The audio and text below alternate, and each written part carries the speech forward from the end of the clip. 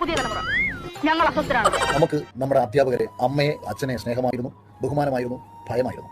സമാനമായ രീതിയിൽ നമുക്ക് നമ്മുടെ ചുറ്റുപാടുകളെയും സമൂഹത്തെയും നമ്മൾ ഭയപ്പെട്ടിരുന്നു.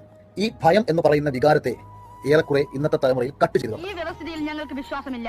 താൻ തെറ്റ് ചെയ്യുന്നു, ആ തെറ്റ് കണ്ടുപിടിക്കുമെന്നും അങ്ങനെ കണ്ടുപിടിച്ചാൽ തനിക്ക് ശിക്ഷ കിട്ടുമെന്നും അല്ലെങ്കിൽ മറ്റെന്തെങ്കിലും എനിക്ക് പ്രശ്നങ്ങൾ സംഭവിക്കും എന്നുള്ള തോന്നൽ ഈ കുട്ടിയിൽ അവിടെ കട്ടാവും. ഒരു അധ്യാപകൻ ശാസന രൂപേണ ഒരു കുട്ടിയെ വഴക്ക് പറഞ്ഞാൽ അല്ലെങ്കിൽ ഒരു അടി കൊടുത്താൽ അതിനെ എതിർക്കാനും തല്ലി എന്നുള്ള എന്തോ ക്രൂരമായുള്ള രീതിയിൽ അതിനെ വഴിതിരിച്ചു കൊണ്ടുപോയി ആ അധ്യാപകനെ ഏത് രീതിയിലും ജയിലിലടപ്പിക്കുകയും അതിലൂടെ ഒരുപാട് അധ്യാപകരെ ഭയപ്പെടുത്തുകയും വരും തലമുറ എങ്ങനെയും നശിച്ച് നാരായണക്കലടിച്ച് പോയിക്കോട്ടെ എന്ന് അധ്യാപകരെ കൊണ്ട് ചിന്തിപ്പിച്ചതൊക്കെ തന്നെയും ഇത്തരം മനോഭാവങ്ങൾ വച്ചു പുലർത്തുന്ന സോഷ്യൽ മീഡിയ കോണ്ടന്റ് ക്രിയേറ്റേഴ്സുകളും ഈ ഇടത് കപട ബുദ്ധിജീവികളും ഒക്കെ തന്നെയാണ്. അങ്ങനെ കുടുംബത്തിലുള്ള മൂല്യങ്ങളെ കട്ട് ചെയ്തുകൊണ്ട് കുട്ടികളെ ഇല്ലാതാക്കി ഈ സോഷ്യൽ മീഡിയകളിലൂടെ ഇത്തരം കോണ്ടന്റുകൾ കണ്ട് അച്ഛന്റെ മുഖം കിട്ടി. ഇയാൾ ആരാണ് എന്നോട് ചോദ്യം ചോദിക്കാൻ? ഞങ്ങൾ അസ്വസ്ഥരാണ്. അപ്പൊ ചുരുക്കി പറഞ്ഞാൽ കുട്ടികളെ കയറൂരി അങ്ങ് വിട്ടിരിക്കുകയാണ്. കുട്ടികളുടെ നിയമലംഘനങ്ങൾ പ്രോത്സാഹിപ്പിക്കുകയും അധ്യാപകർക്കിട്ട് പണി കൊടുക്കുകയും ചെയ്യുന്ന നിയമവ്യവസ്ഥിതിയാണ്.